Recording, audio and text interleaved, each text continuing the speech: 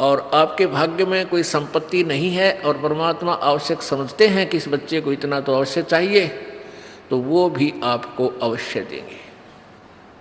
लेकिन आपको इतना नहीं देंगे,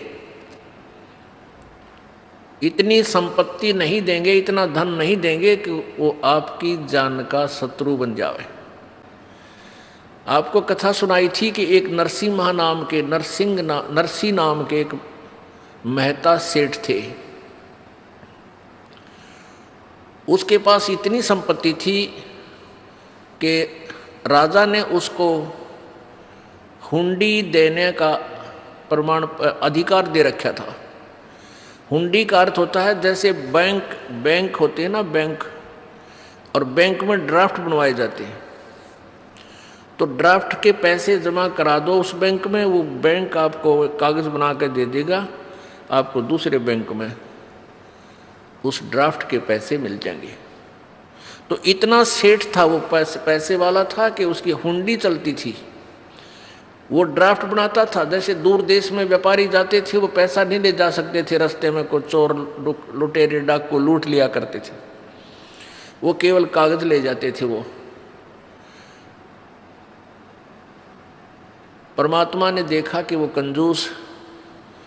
एक और खास बात है, जितना जिसके पास धन ज़्यादा होता चला जाएगा वो उतना ही कंजूस हो जाएगा, वो दान नहीं कर सकता। और दान करेगा तो लोग दिखावा, दुनिया में दिखाने की खातिर थोड़ा बहुत कितना भंडारा भंडूरा कर दिया, कितना मंदिर में दे दिए 20-30 हज़ार, वो बाढ़ में जाएंगे। क्यों? वो कहते हैं गुरु बिन माला फेरते गुरु बिन देते दान, और गुरु बिन दोनों निष्फल हैं, चाहे पूछो वेद पुराण। तो कहने का भाव यह कि परमात्मा ने उस नरसी जी के जो गले में वो झाड़ था, उसका दुश्मन था वो माया, वो सारी माया का दान करवाया और उस प्यारी आत्मा ने अपना सारा हिसाब लगा लिया और समर्पण कर दिया परमात्मा पे। अब फिर परमात्मा का रोल शुरू हो जाता है। जब उसकी दोती का ब्याह हुआ, पुत्र था नहीं, एक पुत्री थी, उसकी शादी कर दी थी, और उसके बाद भी धन जोड़न की हवस उसके अंदर समाप्त नहीं हुई। तब परमात्मा ने उसकी वहाँ से वो कोड निकलवाया, वो माया खत्म करवाई परमात्मा ने। और पुण्यात्मा, हम अनजान हैं, हम केवल माया मांगने आते हैं भगवान से।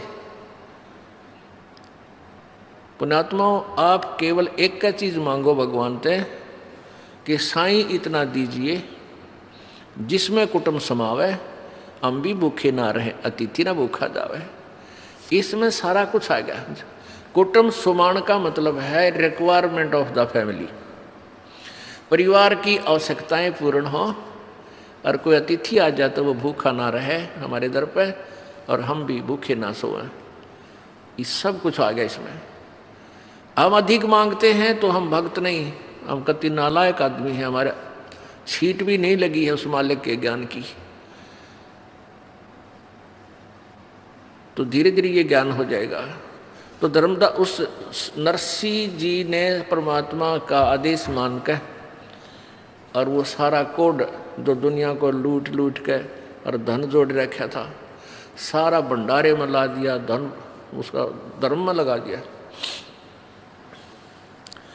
उसके बाद दोती का जब ब्याह हुआ,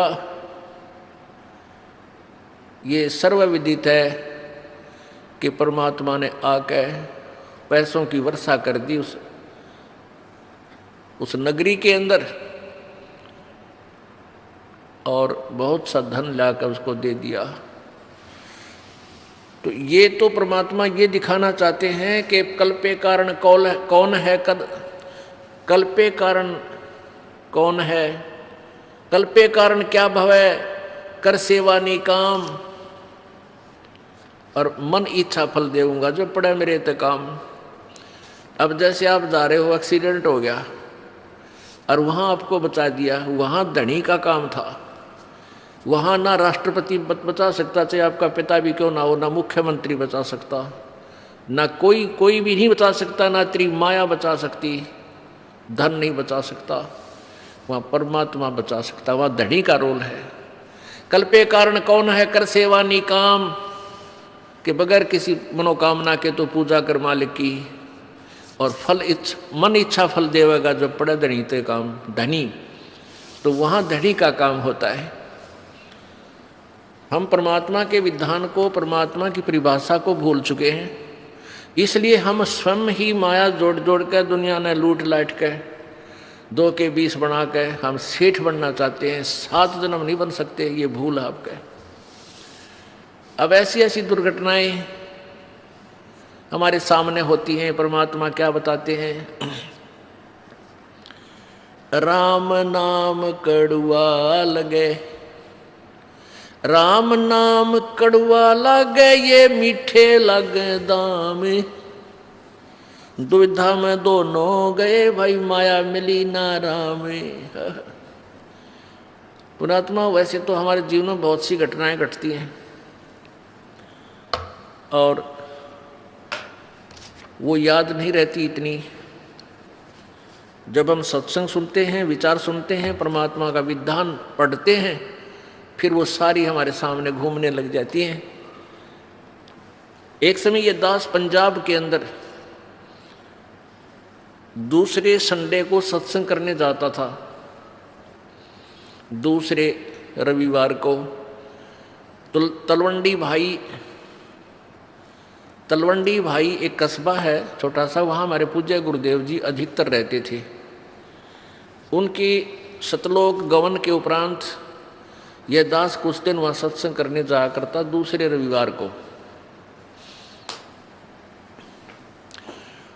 तो वहाँ एक बुढ़िया की मृत्यु होगी। उस बुढ़िया का शोक व्यक्त करने के लिए वो हमारे गुरुजी के जो सेवक थे, उनका कोई रिलेटिव वहाँ आया तलवंडी भाई कस्बा में। जैसे शुक्रवार को आया, शनिवार को वो जाने लगा शाम ने 2 बजे के बाद। तो उन्होंने समझाया कि आप आज रुक जाओ, सह परिवार था वो, कल सत्संग होगा और 10 बजे 9 बजे सत्संग शुरू होता है, 2 घंटे सत्संग होगा, 11 बजे फ्री हो जाओगे, फिर चले जाना, सत्संग सुनो। आपने सत्संग, वो कहता हमने सुन रखे हैं सत्संग, हम भी भक्ति करते हैं। तुम्हारे भक्तों ने कहा परमेश्वर कि तुमने सत्संग बहुत सुने होंगे, पर ये सत्संग भी सुनकर देखो एक बार। तो उसने क्या क्या कहा कि वहाँ मेरी एक पार्टी आवेगी जिससे मैंने अनुबंध करना है, उसके साथ मेरा एक कंप्रोमाइज वो होना है, कॉन्ट्रैक्ट होना है, कोई सौदा करना है, और उसमें मुझे 5 लाख रुपए का बेनिफिट होगा। 5 तो कम से कम है। तो उस आने वाली पार्टी की तैयारी करवानी है वहाँ जाकर। यानी कब आएंगे कि कल रविवार को आएंगे वो 2 बजे 2-3 बजे शाम को। तो हमारे भक्तों ने उसके रिश्तेदारों ने, तलवंडी भाई वालों ने कहा कि 11 बजे फ्री हो जाओगे और यहाँ से 3 घंटे का रास्ता है चंडीगढ़ का, तुम पहुँच जाओगे। फिर कर लियो। कहने लगा नहीं आपको नहीं मालूम मेरे बिजनेस का, मेरे पास समय नहीं है, फिर देखूँगा। वो वहाँ से चल पड़ा, शाम को 4 बजे ही चला। तो अम्बाला के पास आकर के उसका एक्सीडेंट हो गया। मारुति कार में थे पूरा परिवार, 4 सदस्य, लड़का लड़की, वो दोनों पति पत्नी। एक बजरी का भरा हुआ ट्रक खड़ा था, उसका जैक ला रखा था, पिछले दोनों पहिए काट रखे थे, और रात का अंधेरा सा हो गया था। उसने वो मारुति कार फुल स्पीड थे, उस ट्रक के नीचे जा घुसी और झटका लगने तो वो जैक हट गया। वो पूरा लोडी ट्रक बजरी का भरा हुआ उस कार पर, पहले तो झटके इतनी स्पीड में ऊँए मर ले आदमी। फिर रही कई कसर, वो ऊपर पड़ गया का तीनों का जाम कर दिए, चारों खत्म हो गए। अब उन्होंने फिर हम जब सत्संग करने गए, जब बताई वह दर्द भरी कथा, तब याद आती है, रह करे भगवान, अब सिर पर धर ले, चाट ले उस 5 लाख रुपया के बेनिफिट ने, आग लाई से धन के आप भी ना रहे। और जय मालिक की शरण में ये कहे तो मान जाते, सुन जाते, हो सकता है उनकी वह बला टल जाती है।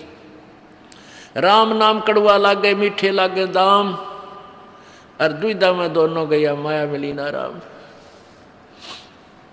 और आगे की होगा इनके संग में, फिर पीछे तू पसवा की दे दीजे गद्दा बैल बनाई, ये 56 भोग कहाँ मन बोरे की तकुरडी चुरने जाई। अब तो मनुष्य शरीर है, जब चाहे खाना खा ले, लड्डू खावे, जलेबी खावे, सेब संतरे खा ला, और फिर भगवान की भक्ति ना करने से, देखो भक्ति तो और भी कर रहे हैं लेकिन वो शास्त्र विरुद्ध है, उसका भी यूज कति नहीं, कोई लाभ नहीं। सत भक्ति पूर्ण संत से लेकर भक्ति करने से ही लाभ होता है। तो आगे फिर जो कष्ट इनके ऊपर आएगा वो पहाड़ से भी दुख भारी होगा। किते कुत्ता बनेगा, किते गधा बने, किते सुअर बने। आप देखते हो किसी कुत्ते के खाज लगी है, किसी की दोनों टांग टूट रही है।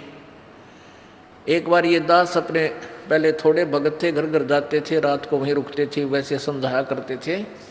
रोहतक के अंदर ये दास अपने भगत के यहाँ रुका हुआ था। सुबह वक्त से उठकर मैं शहर सपट्टे को निकल गया। शहर के अंदर ही खाली प्लाट पड़े थे, वहाँ सड़क सी बना रखी थी, कॉलोनी काट रखी थी। सड़क पर घूमने के लिए गया तो वहाँ मैंने निशान देखे, जैसे 2 निशान ऐसे रेत के अंदर सड़क के साथ साथ निशान से पड़ते जा रहे थे कंटिन्यूसली।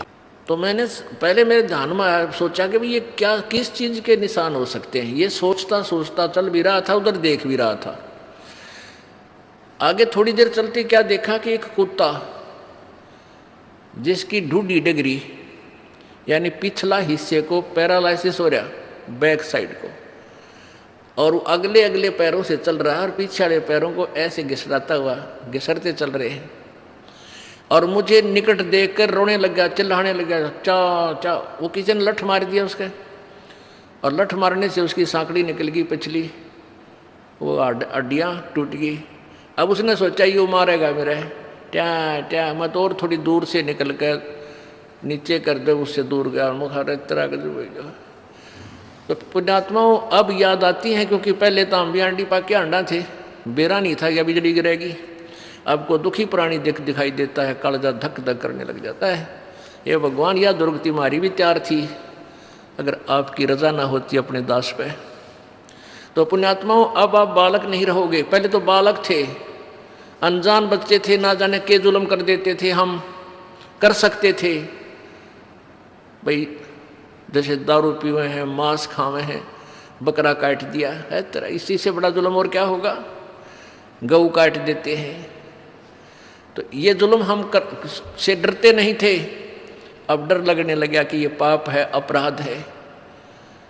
तो क्या बताते हैं कि वो जो पैसा तो रहा नहीं, जो जोड़ जोड़ कर दुनिया लूट लूट कर दरिया था, और आगे के बनेगी। अब परसों चौथे समाचार पत्र में आया है कि यहाँ हिसार के अंदर एक आई हॉस्पिटल था, उसका डॉक्टर अपने बच्चे को एडमिशन दिलाने के लिए जा रहा था या आ रहा था। तीन थे, एक कार में, तीनों मर गए एक्सीडेंट में, पत्नी, वो और उसका बेटा। पुण्यात्माओं, हम डरते नहीं, हमारा भय नहीं होता। क्यों नहीं होता? क्योंकि हमने ये याद नहीं कि हमारी भी ऐसी कभी ना कभी टिकट कटेगी। और डर होगा जब हम ज्ञान से परिचित हो जाएंगे, परमात्मा के विधान से। अब उस प्राणी ने जो भी, कोई भी, हम भी इसी स्थिति में समझो।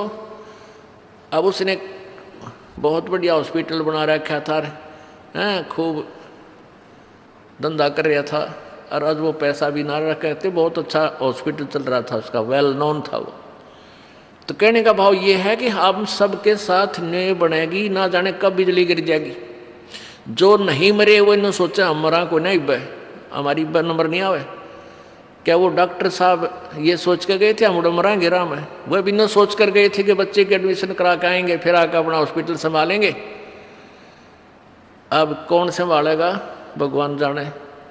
किसी और नहीं मजाएंगे, किधर पशु बनेंगे, पक्षी बनेंगे, वह माया रहेगी जो की। तो अब परमात्मा हमें याद दिलाते हैं, आजा बंदे शरण राम की, फिर पाछे पछतावेगा भाई। आजा बंदे फिर पाछे पछतावेगा भाई। आजा बंदे शरण राम की, फिर पाछे पछतावेगा भाई।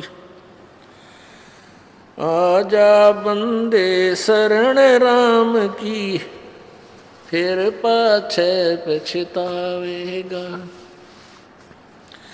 बाड़ू की भीत पवन का खंबा, कब लग खैर मनावेगा। बाड़ू की भीत पवन का खंबा, कब लग खैर मनावेगा। आजम तेरे घटन घेर, तू राम कहन ना पावेगा।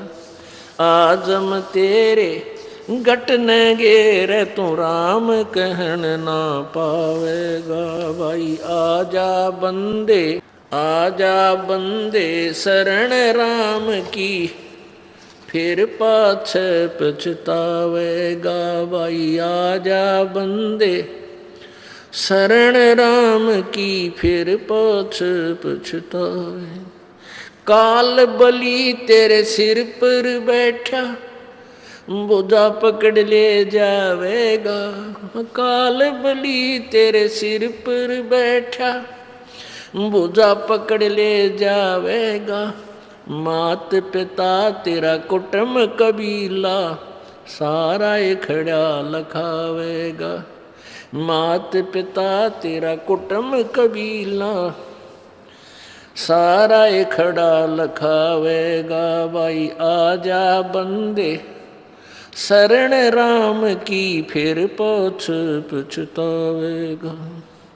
धर्म राय तेरा लेखा लेगा, वहाँ क्या बात बनावेगा। हाँ, धर्म राय तेरा लेखा लेगा, वहाँ क्या बात बनावेगा।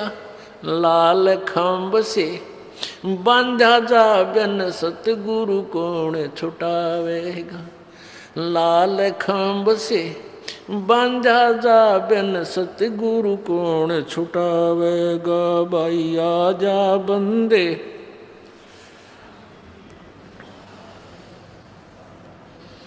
हाँ भाई, आजा बंदे शरण राम की, फिर पाछे पछतावेगा।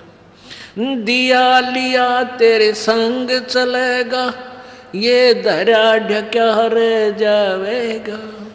दिया लिया तेरे संग चलेगा, धरा ढक्या रह जावेगा। कहे कबीर सुनो भाई साधु, करनी के फल पावेगा। कहे कबीर सुनो भाई साधु, करनी के फल पावेगा भाई। आजा बंदे शरण राम की, फिर पाछे पछतावेगा भाई। आजा बंदे शरण राम की, फिर पाछे पछतावेगा। सत साहिब। अब इसमें ये बताना चाहा कि आजा बंदे शरण राम की, और नहीं तो फिर पाछे पछतावेगा। और फिर क्या बताते हैं कि बालू की भीत पवन का खंबा। बालू की भीत दीवार, जैसे बालू रेत है, उसको क्या करते हैं, थोड़ा सा भेकर गीला करके गार सी बना के, और थोड़ी बना लेते हैं ऐसी डोल सी, तो वो इतनी कच्ची होती है, इतनी अस्थाई होती है कि कोई पशु लात मार दे तो गिर जा, हवा तेज चल पड़ी तो स्कोरिंग होकर उस उड़ जा, वर्षा आ गई तो वो परसा से ही वो सारा खत्म हो जाए। कहते हैं तुम्हारा शरीर ऐसा है, ये बालू की भीत जैसा है, ना जाने किस कारण से और कित बिजली गिर जा, कहाँ ये नष्ट हो जाए। परमात्मा याद दिलाते हैं, भाई कहाँ जाम में कहाँ जन्मे और पाले पोसे, खूब लड़ाए लाडे, ना बेरा इस देह के, कहाँ खंडेंगे हाड। कहाँ तो हम अपने माता पिता के प्रिय थे, उन्होंने हमें पाला पोसा प्यार दिया, ना जाने काल कित मारेगा। कबीर कहाँ गर्भियो ये काल गह करकेश, ना बेरा कित मारेगा यो क्या घर क्या परदेश। अब यहां हमने निर्णय करना है, आजा बंदे शरण राम की। अब कौन से राम की शरण ग्रहण करें जो हमारे ऊपर ऐसी आने वाली प्रारब्ध की, किस्मत की, पाप कर्मों की बला को टाल दे। वो कौन सा राम है? पुण्यात्माओं, ये तो गीत दुनिया गाती थी, भगवान कबीर साहब की वाणी लेकर सब पंथों में यही गुण गाए जाते हैं।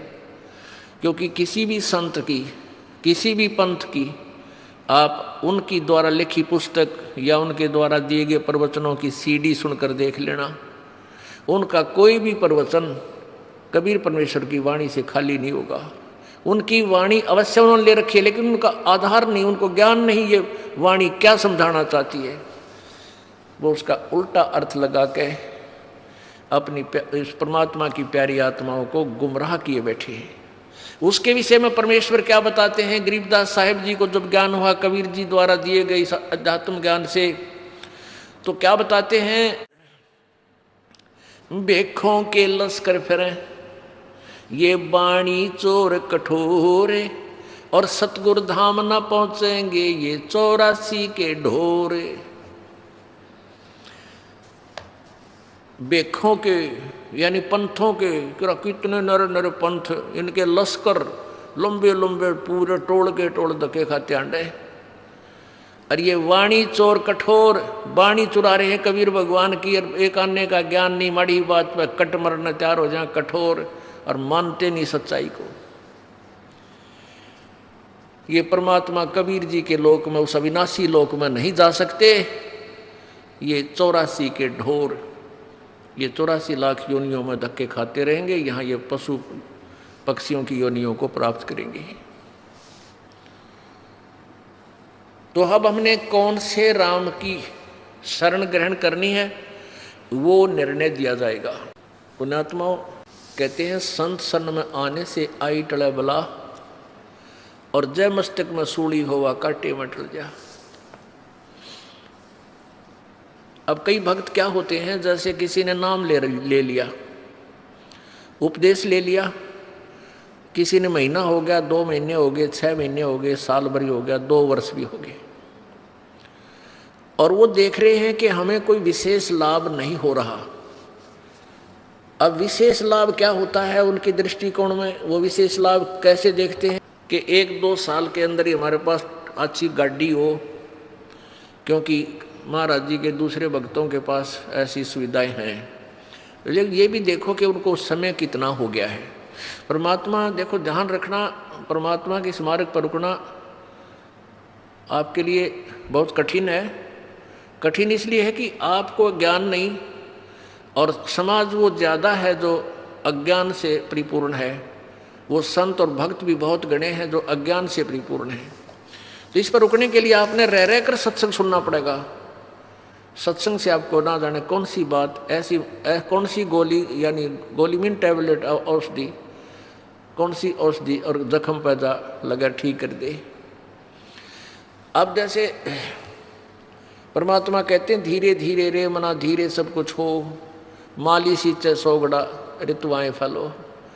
एक आम का पौधा लगाया है, आज आपने आम का बीज दिया, 15-20 दिन में तो उसका अंकुर फूटेगा, फिर धीरे धीरे बड़ा होगा, उसकी सिंचाई करते रहो।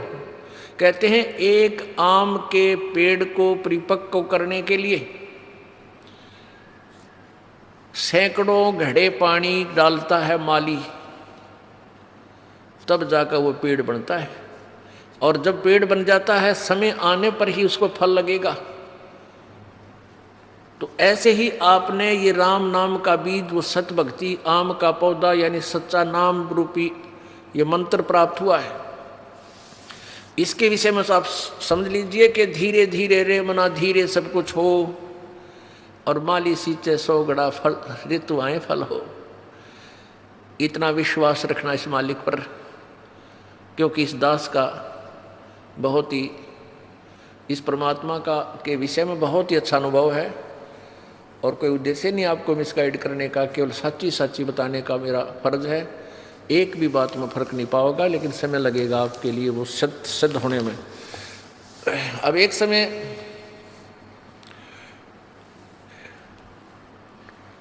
एक भक्त क्या देखता है,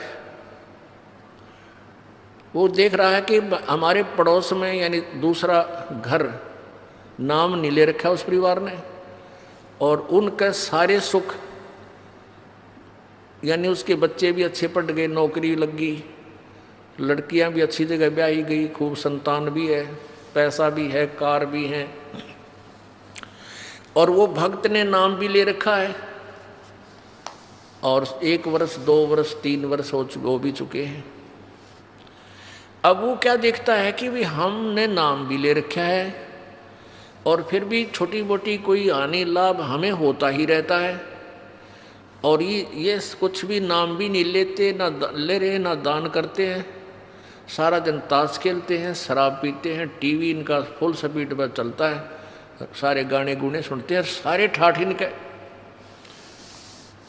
पुण्यात्माओं, अब जैसे जिनके पिछले जो संस्कार हैं, पुण्य हैं, पिछले जन्म में कभी उन्होंने अच्छे कर्म किए हुए, शुभ कर्म किए हैं, वो परमात्मा ने उनके प्रारब्ध में लिख दिए। अब वो उस जीवन में सारे ही प्राप्त करेंगे, और उनको वो किसी तरह बर्बाद करो, चाहे कुछ भी, चाहे डाके मारो, चोरी करो, लूटो खसोटो, शराब पियो, कितनी बकवाद करो, उनका पिछला जब तक पुण्य चलेगा तब तक उनको कोई आपत्ति नहीं आएगी। और जब वो पुण्य समाप्त हो जाएगा तो वो बैटरी डिस्चार्ज होगी उनकी, और ऐसी होगी कि याद रखेंगे। हमने बहुत से ऐसे घर देखे जो कति 1 नंबर पर दिखा करते, जो उनका सर्वनाश हो गया। कारण यही था कि उन्होंने आगे उस पिछले पुण्य चल रहे थे। जैसे एक बैटरी होती है इन्वर्टर की बैटरी को चार्ज कर दिया गया, चार्जर भी हटा दिया, और फिर भी वो काम कर रही है, बल्ब भी जला रही है, पंखे भी चला रही है, लेकिन जब वो उसका अक्षमता समाप्त हो जाएगी, एकदम सर्व लाभ बंद हो जाएंगे। अब वो भक्त जो ये देख रहा है कि मैं भक्ति भी कर रहा हूं और फिर भी मेरे ऊपर कुछ ना कुछ ठूठा होती रहती है, तो पुण्यात्माओं, उस जो पड़ोसी को तू देख रहा था उसके पिछले पुण्य हैं और तेरे पिछले पुण्य नहीं है, और तेरे ऊपर वरदान समझो कि तेरे ऊपर आपत्ति आई और आपने परमात्मा की चाह बनी। और दुर्भाग्य उन आज झूठे सुख में सुखी उन प्राणियों का जो पिछले पुण्य से वो सुखी महसूस होते हैं, वो भगवान की चाह नहीं कर रहे, उनका दुर्भाग्य है। आपके लिए अभी आपके लिए जो है वरदान बन गया आपका दुख, कि उस दुख के कारण आपने परमात्मा की खोज करनी शुरू की और आपको रास्ता मिल गया। अब आपने चार्जर लगा दिया, आपकी पिछले जन्म की बैटरी चार्ज नहीं थी, वो पुण्य नहीं थे। अब आपने ये नाम रूपी चार्जर गुरुजी से उपदेश लेकर ये दोबारा कनेक्शन जोड़ दिया, वो चार्जर लग गया, आपकी बैटरी चार्ज होनी प्रारंभ होगी और उनकी डिस्चार्ज हो रही है। फिर देखना कुछ समय के बाद देखना दोनों का डिफरेंस क्या होगा। वो तो सर्वनाश को प्राप्त होंगे, तेरे घर में न्यारी बरकत होंगी, दुनिया देखा करेगी। ओहो, इतना सुख, ऐसी सुविधाएं। एक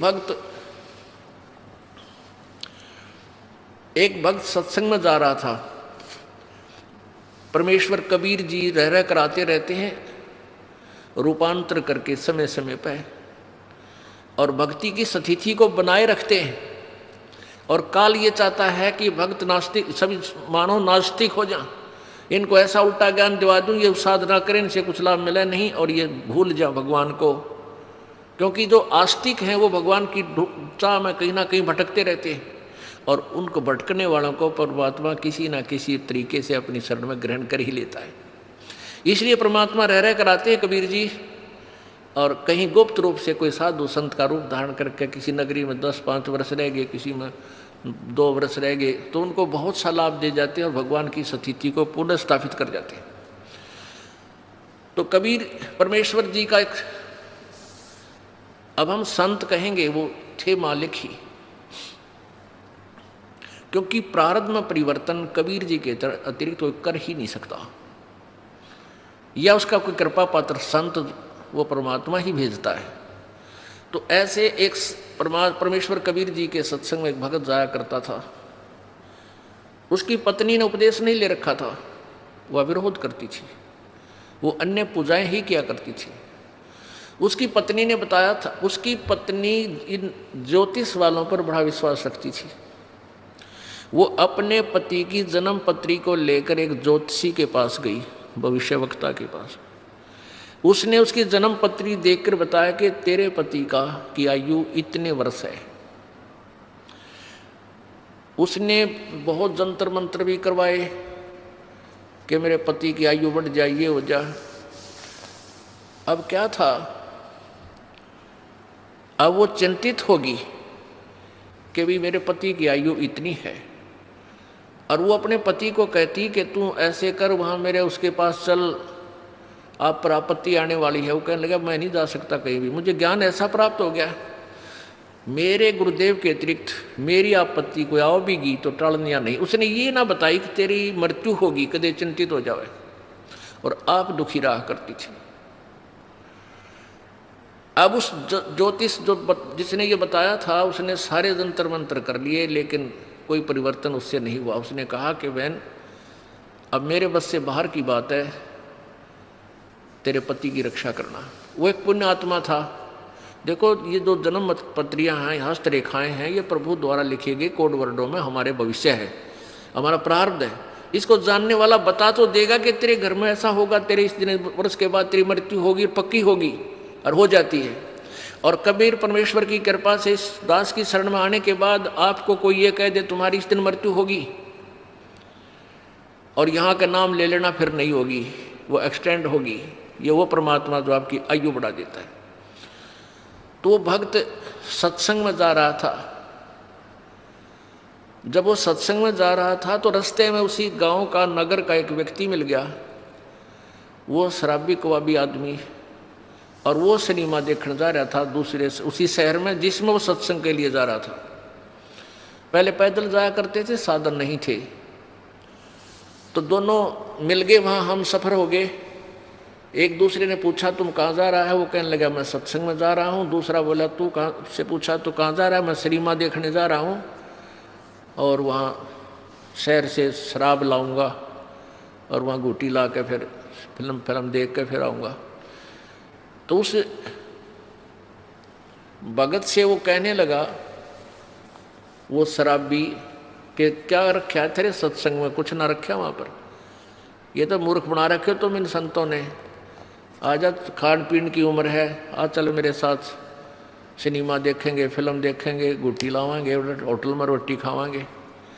भक्त ने बोला बस भाई हम तो सत्संग में ही जाएंगे।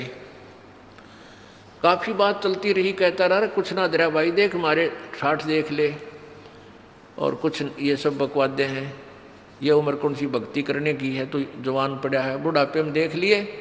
पर वो नहीं माना भक्त। तो उधर चलते चलते वो रास्ते में उन्होंने पेशाब करने की इच्छा होगी दोनों को, एक राइट साइड में रास्ते से पेशाब करने चलेगा, एक लेफ्ट साइड में। जो शराबी कबाबी था वो पेशाब करने गया, तो वहाँ क्या देखा, उसने देखा कि वर्षा हो चुकी थी। वर्षा के बाद कुछ मिट्टी हट के एक मटका था, घड़ा छोटा सा, और उसमें देखा झांक के हाथ हटा हटू का मिट्टी, तो उसमें सोने की ईंटें मिली। छोटी छोटी ईंटें होती थी, 100 ग्राम की सोने की ईंटें, पहले छोटी ईंटें होती थी, वो 4-5 मिल गई उसने। यानी 4-5 का मतलब आधा किलो सोना, किलो आधा किलो सोना। आज तो बहुत महंगा है, उस समय सस्ता होते हुए भी कीमत बहुत थी उसकी। वो वापस आया जो लफंडर था, और उधर से भगत आया। भगत ने कहने लगा, देख भाई, आप तो रोज़ भक्ति करते हो, सत्संग में जाता है, और मैं कद्य भक्ति नहीं करता, ना भगवान भजता, सारा दिन मौज मस्ती मारता हूँ। देख मेरे को ये 4-5 सोने की ईंटें मिली, आजा दिखाऊंगा कहाँ मिली। वो देखा वहाँ पर, वो मटका की इसमें मिली।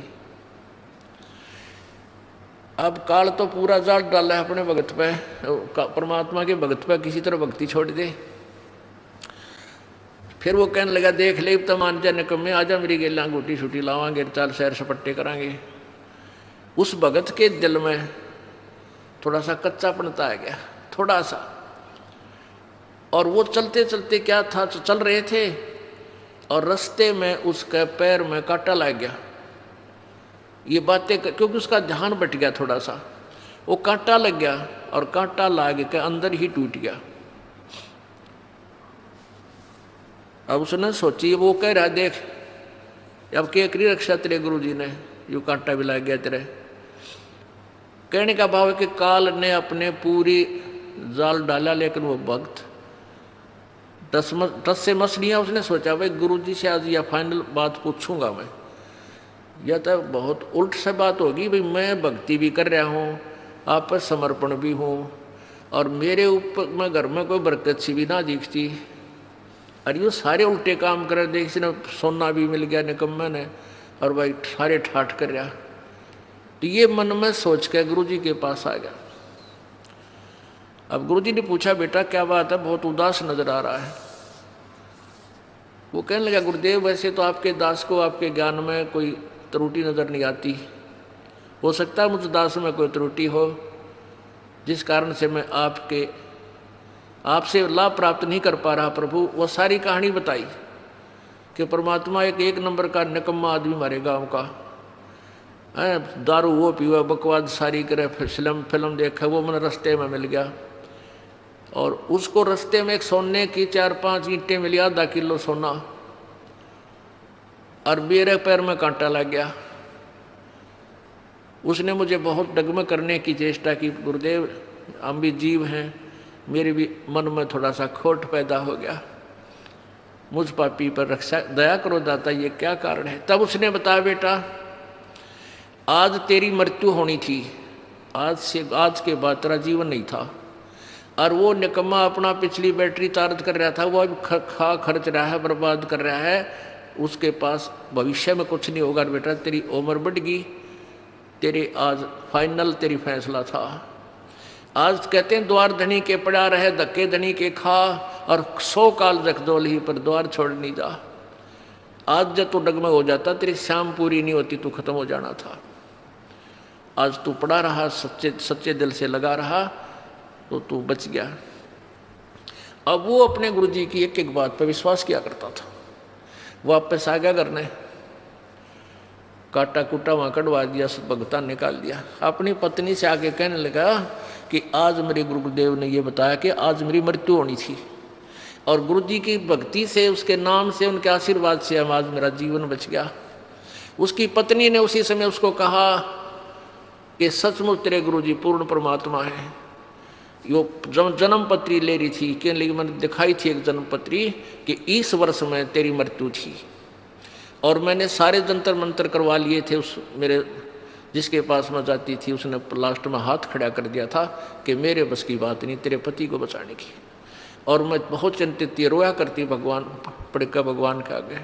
तो उसकी पत्नी ने भी उपदेश लिया, और वो बालक का फिर उन बच्चों का पूर्व अच्छा जीवन रहा, काफ़ी लंबी आयु उसको प्राप्त हुई।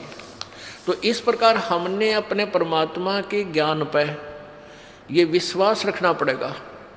इसमें थोड़ा धीरज धैर्य की आवश्यकता है, जल्दी नहीं मचावे। तो अब हमने सबसे पहले ये देखना है कि वो कौन परमात्मा प्रभु है जो हमारे प्रारब्ध के कर्म को नाश कर सकता है। वो पूर्ण ब्रह्म है, परम अक्षर ब्रह्म है।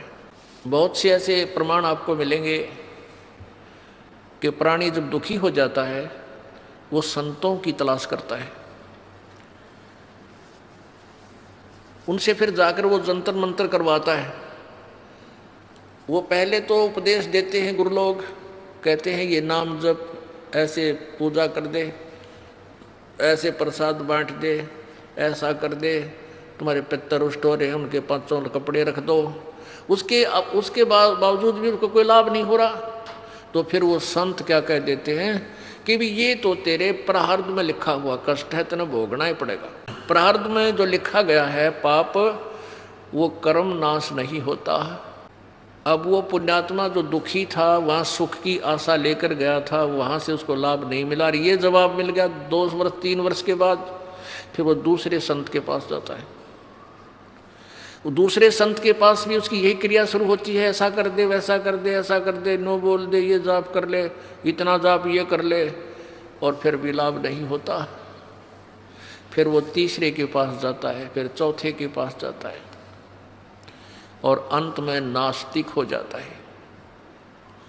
अब नास्तिकता क्यों पनप गई हमारे समाज में? क्योंकि परमात्मा कबीर जी ने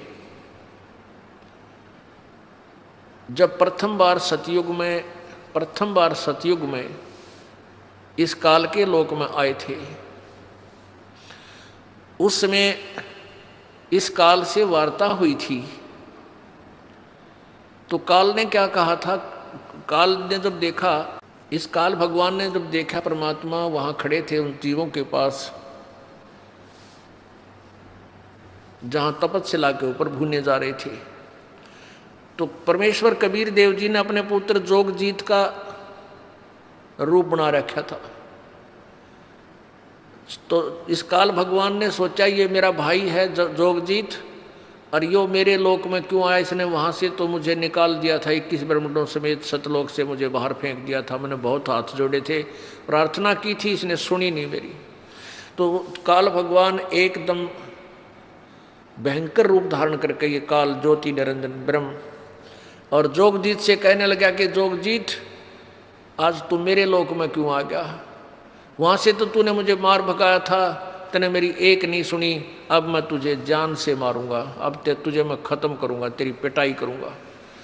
पहले तो मुझे ये बता तू आया किस लिए है? पिताजी का कोई आदेश है वो मुझे बता, क्या संदेश भेजा है परमात्मा ने, और फिर मैं तेरी कुटाई करूंगा। जोगजीत रूप में परमेश्वर कबीर जी ने कहा कि बात सुन ले ज्योति निरंजन, मैं परमात्मा के आदेश से यहाँ आया हूँ, और तूने इन प्यारी आत्माओं को धोखा देकर यहाँ पर लाया तू, और के जुल्म कर रखा इनके ऊपर, तपस्या पर भून रहा है। उसके बाद कोई गधा बना रखा, कोई गधी बना रखी, कोई कुत्ता बना रखा, कोई कुतिया बना रखी, किसी की टांग टूट गई। मनुष्य है तो किसी का बेटा मर गया, किसी की बेटी मर गई, कोई अंधा हो गया। ऐसे जुल्म करता है तू, और मेरे को परमात्मा ने भेजा है कि मैं नीचे जाऊंगा तेरे लोक में, और तूने परमात्मा की सतिथि से अपरिचित कर दिया सबको, भगवान की सतिथि समाप्त करवा दी। मैं वो ज्ञान तत्व ज्ञान प्रचार करूंगा, पूर्ण परमात्मा की महिमा बताऊंगा, और ये बताऊंगा कि ये काल है जिसकी तुम पूजा करते हो, ये ब्रह्मा विष्णु महेश का पिता ये काल है, ये तुम्हें खाता है, तुम्हें अपने खाने के लिए यहाँ रोक रखा है। ये सारी कहानी बता कर आऊँगा, और उनको सच्चा नाम दे करके भक्ति करवा के वापस सतलोक ले जाऊँगा। इतनी बात सुन के अब क्रोधित हो गया, उसका बाग उजड़ता दिखा इस काल ने कि मेरा तो नाश करेगा यूँ। जय इसने नीचे सच्ची बता दी तो मेरे पास कौन रहेगा, सब भाग जाएंगे। इस उद्देश्य से उसने सोचा कि इस जोगजीत की टिटवी दाब दूं, इसको ख़त्म करूंगा एकदम भयंकर हो करके। परमात्मा कबीर जी कहते धर्मदास अपनी प्यारी आत्मा को कि ऐसे भयंकर होकर ये काल मेरे ऊपर झपट्या, और धर्मदास मैंने श्वास का सिमरण, वह सतनाम का सिमरण शुरू कर दिया, श्वास उश्वास से। अब पुण्यात्माओं परमात्मा ने ना तो श्वास के सिमरण की जरूरत थी, और काल उसका क्या बिगाड़ सकता है, लेकिन वो हमें याद दिलाते हैं ये रिहर्सल करके, प्रैक्टिकल करके, कि जब भी आपके ऊपर कोई आपत्ति आवे किसी भी प्रकार की, आप इस सच्चे नाम का, सतनाम का, श्वास वाले मंत्र का जाप शुरू कर देना। चाहे आपने कोई राक्षस दिखाई दे, कोई भयंकर कोई प्राणी आपके पीछे लग जाए या कोई हानि पहुंचाने की चेष्टा करे, आप करके देखना। तो परमात्मा हमें याद दिलाते हैं कि आप ऐसे करना किसी आपत्ति के समय। तो कहते हैं धर्मदास, मैंने सांस का सिमरन शुरू किया और काल उस स्मरण के प्रभाव से इतना कंडम हो गया, वो ऐसा है हो गया और ऐसे गिरा वहां से जमीन पर जैसे पक्षी की पांख कट जाया करे, पड़ा पड़ा फड़फड़ाता है, उड़ नहीं सकता। तो उसने देख लिया, काल भगवान ने देख लिया कि जोगजीत के पास बहुत प्रबल शक्ति युक्त मंत्र है और मेरी इसके ऊपर दाल गलेगी नहीं। तो चापलूसी का तरीका अपनाया, पैर पकड़ दिए, घिसड़ पिसड़ के नीचे आके जोगजीत के दोनों पैर पकड़ दिए। बोले, कहने लगा तू मेरा बड़ा भाई, मैं तेरा छोटा भाई। क्योंकि जोगजीत, सहजदास, अचिंत, तेज, ज्ञानी ये पहले परमात्मा ने उत्पन्न किए थे। अचिंत के बाद फिर अक्षर पुरुष उस अचिंत ने किया, उत्पन्न किया, और ज्योति निरंजन को परमात्मा ने बाद में उत्पन्न किया, इसलिए छोटा है सबसे, 17वां है ये। तो उसने कहा कि तू मेरा बड़ा भाई, काल बोलता है जोगजीत को, मैं तेरा छोटा भाई। और छोटे बच्चे तो उत्पात करते हैं और बड़े अक्षमा किया करते हैं। आप मुझे बालक नादान समझकर माफ़ कर दो, मैंने गलती से आपके साथ ढिठाई कर दी। और पैर पकड़ कर रोने लग गया। परमात्मा बोले ठीक है, मैंने माफ़ कर दिया। कहने लगा नहीं, आप तो परमात्मा आप परमेश्वर के पास से आए हो, आपके पास उनकी पावर है, आप उनके रिप्रेजेंटेटिव हो, मुझे कुछ सुविधा दे दो, मेरे लोक में असुविधा बहुत है। परमात्मा बोले बोल क्या मांगता है? ऐसे नहीं, वचनबद्ध हो जाओ प्रभु। प्रभु जोगजीत रूप में परमेश्वर कबीर जी बोले ठीक है भाई, मैं हो गया, वचनबद्ध हो गया। बोल क्या मांगता है? कि 3 युगों में जीव थोड़े ले जाना, सतयुग, त्रेता, द्वापर में थोड़े जीवों को पार करना, और चौथे युग कलयुग में आप तो कितने ले जाना, इतनी दया कर दो, ये वरदान मुझे दे दो। परमात्मा बोले भाई तथास्तु, ठीक है, सतयुग, त्रेता, द्वापर में मैं बहुत कम जीवों को ले जाऊंगा, और कलयुग में अब तेरा वचन है ये, फिर मत जाना कदे बकवाद करे फिर गढ़ूं तने। कलयुग में फिर अपने जीवों को मैं कितने ले जाऊं? हाँ जी, पर एक और करना, जो आपके ज्ञान को सुनकर आप उस ज्ञान आधार से आपके साथ लगे, आपके और हमारे ज्ञान से हमारे पास रहें, उनके साथ आप बाई फोर्स ना ले जाना, अपना ज्ञान समझा के ले जाना। आपके ज्ञान को मान के आपके साथ लगे, उन्हीं को ले जाना, और जो आपका ज्ञान स्वीकार ना करें, जबरदस्ती ना करियो भगवान। अच्छा भाई ठीक है। परमात्मा को पता था सारा कि ये बात ऐसा ही करूँगा और ऐसा ही संभव होगा, तो उसने कह दिया ठीक है। 1-2 और ऐसे ही वचन थे वो मांगे, परमात्मा ने सारे तथास्तु कर दिए। अब जब सारे हाँ भर ली ना परमात्मा ने, तब खड़ा हो गया डीठ। जैसे इस भस्मागिरी ने पहले तो पूजा करे था भगवान शंकर की, हैं, और उल्टा नीचे सिर ऊपर पैर करके, जब भगवान शंकर ने वचनबद्ध होकर भस्म कड़ा दे दिया, जब ने बोला ओले शंकर होशियारी तो न देखूंगा, शंकर जी को मारने के लिए उसके पीछे पड़ लिया, और तेरी पत्नी ना अपनी पत्नी बनाऊंगा, तुझे खत्म करूंगा, बोल शंकर की जय। शंकर आगे आगे, शंकर जी भागे आगे, पीछे पीछे चला। तो यहाँ ऐसा है, अब शंकर जी तो उससे डर के बाज लिए, अब परमात्मा वहाँ खड़े हैं, उसका बकल तार दिया काल का, वहाँ गिर गया चक्कर खा के।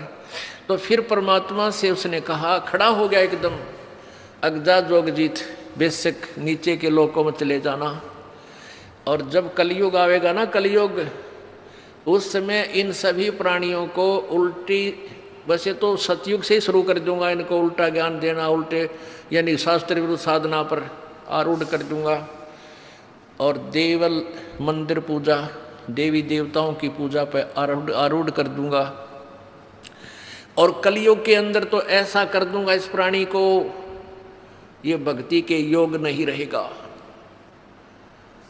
अब आप देख रहे हो कितने विकार भर गए हमारे अंदर, बीड़ी, शराब, मांस, तम्बाकू, दुनिया भर के।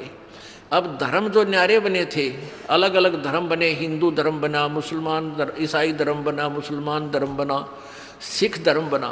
ये धर्म धार्मिकता के आधार पर हुए थे कि पुराने वाले धर्मों में त्रुटि आई तो दूसरे धर्म अलग से, जैसे सब बुराइयों से हटाकर वो अलग से स्वच्छ समाज तैयार किए गए थे।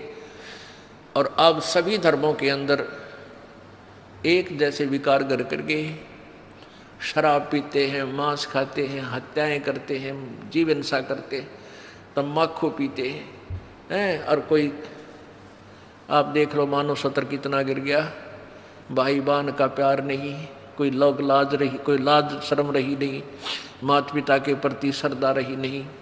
और भक्ति सभी शास्त्र विरुद्ध कर रहे हैं। तो परमात्मा, अब यहाँ एक शंका उत्पन्न होती है कि भाई परमात्मा तो अंतर्यामी थे कबीर जी, और उन्होंने ही तो श्राप दे दिया इसको 1 लाख मानव शरीरधारी शरीर जीव खाने का, तो वहाँ से गलती तो भगवान ने ही की है। कुछ ऐसे प्रश्न करते हैं अनजान व्यक्ति, शुरू में ऐसे शंकाएं उत्पन्न होती हैं। अच्छा, वो गलती की, उसके बाद फिर भगवान ने ये 3 युगों में जीव कम ले जाने का वायदा नहीं करना चाहिए था, हम पहले पार हो जाते हैं।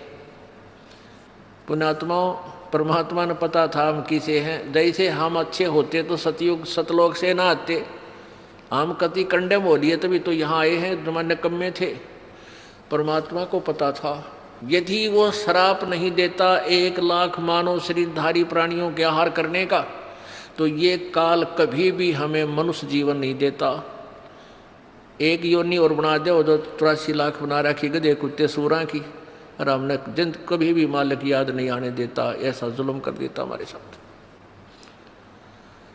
परमात्मा ने इसकी मजबूरी बना दी हमें मानव शरीर जीव, 1 मानव शरीर देने की। और मालिक को पता था कि इन निकम्या ने मैं फिर जाकर मानव शरीर में ही समझा सकता हूँ, इनको फिर ले आऊँगा, खा लेने दे धक्के कुछ दिन, इन्होंने ये ले लेंगे, टिंडे काल के साथ गए हैं वहाँ सुख ढूंढने के लिए। हम उस सतलोक को छोड़कर जहाँ सर्व सुख हमारे पास न ठोकरों में पड़े थे, सारी सुविधाएं थी, कोई मृत्यु नहीं थी, कोई बुढ़ापा नहीं था, और यहाँ आकर हमने के बड़ा ये पहाड़ से भारा दुख परचेज कर लिया, मोल ले लिया। और दूसरा ये था कि 3 युगों में इसलिए परमात्मा ने अलाउड कर दिया क्योंकि 3 युगों में वो पुण्यकर्मी प्राणियों को जन्म देता है, ये जो पिछले जन्म जन्मांतर के शुभ कर्मी प्राणी होते हैं। और वो शास्त्र विरुद्ध साधना करते हैं, शास्त्र विरुद्ध साधना करते करते भी उनकी लंबी आयु, सारा सुख, शरीर मजबूत, स्वस्थ शरीर। और उसमें वो एक विधान है, ऐसे पुण्यकर्मी प्राणियों का सतयुग में जन्म होता है कि पिता से पहले पुत्र नहीं मरेगा, ना पुत्र नहीं मरेगा पिता से पहले, और स्त्री विधवा नहीं होती, यानी स्त्री पहले मरती है और पति बाद में मरते हैं। ऐसे अच्छे वहाँ उस समय नियम होते हैं। तो उस समय सभी साधनाएं करते हैं, मनमुखी करते हैं, फिर भी उनके घरों में सुख होता है। तो वो परमात्मा कबीर जी आते रहते हैं 4 युगों में, लेकिन वो कतई नहीं सुनते भगवान की, उल्टा विवाद करते हैं। 4 युगों का इतिहास है, आप इसमें पढ़ सकते हो, आध्यात्मिक ज्ञान गंगा में इस दास ने पूरी विस्तार से भर रखा है। ऐसे ही त्रेता युग के अंदर भी प्राणी ज़्यादा दुखी नहीं होते, उनके पुण्य कर्मों से उनको समय समय पर लाभ मिलता रहता है। तो ये सोचते हैं कि हम जो पूजा करें इसी से हमें लाभ मिला। और द्वापर युग में भी ये प्राणी इतने कष्ट में नहीं होते जितने वर्तमान में। इतनी बीमारियां गिरती नहीं। वैज्ञानिक एक रोग के ऊपर कंट्रोल करने की चेष्टा करते हैं, इतने दूसरा 4 हो जाता है। पहले अक्षय रोग था, उस पर कंट्रोल किया तो कैंसर हो गया। कैंसर का भी 2% को सहारा मिला, तो आगे से एड्स शुरू होगी। और तेरा गजब, एक तो एक आगे नई बीमारियां, किसी को कोड लग गया, किसी का किसी प्रकार की तकलीफ, किसी का बेटा मर गया, किसी का पूरा परिवार नष्ट हो गया। अब कलयुग में इसलिए परमात्मा ने कहा था कि मैं अपने बच्चों को कलयुग में संभालूंगा,